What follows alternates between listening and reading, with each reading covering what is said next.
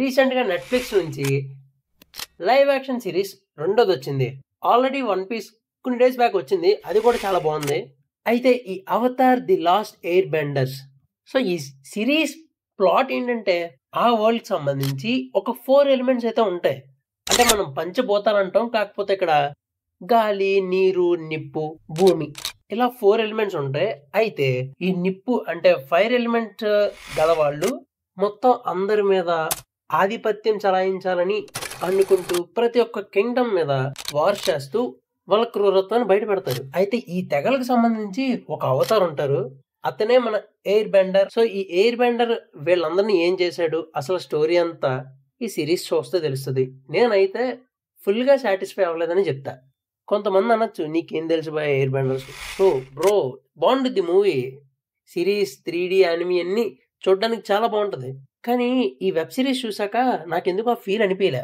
ఎక్కడో some kind of stuff సరిగ్గా వీళ్ళు ఎస్టాబ్లిష్ చేయడంలో బాగా దెబ్బతిన్నారు అనిపించింది. ఎగ్జాంపుల్ సింపుల్గా చెప్తా. మన అవతార్ అయిన ఎయిర్ బెండర్ యాంగ్ మంచు కొండలో ఉండిపోతే 100 ఏళ్ళు గడిచిపోతాయి కదా. తను మంచు కొండ నుంచి బయటకు వచ్చింది కూడా ఈ 100 ఏళ్ళు టైం లైన్ ని సరిగ్గా చూపించలేకపోయారు. అంటే ఎవడైనా కన్ఫ్యూజ్ అవుతాడు, ఏంటి 100 ఏళ్ళు అయ్యిందా.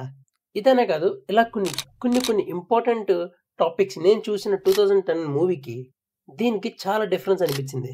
ఓకే, ఇదంతా కాదు భయ్యా, సిరీస్ చూడొచ్చా లేదా అని చెప్పాలంటే, మీకు ఈ వీకెండ్ ఖాళీగా ఉండి మీ దగ్గర వైఫై కనెక్షన్ అన్లిమిటెడ్ ఉండి టైం పాస్గా ఒక కొత్త వరల్డ్ని, కొన్ని కొత్త క్యారెక్టర్స్ని చూడాలనుకుంటే ఈ సిరీస్ని చూడండి.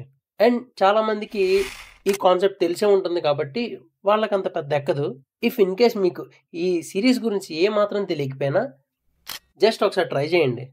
ఎందుకంటే ఈ మూవీలో విఎఫ్ఎక్స్ వర్క్ బాగా చేశారు. ఈ visuals some kind of stuff అంతా నీట్గా ఉంది. ఇంకా యాంగ్రోల్లో చేసిన మన బుడ్డోడు కూడా ఇరగదీశాడు.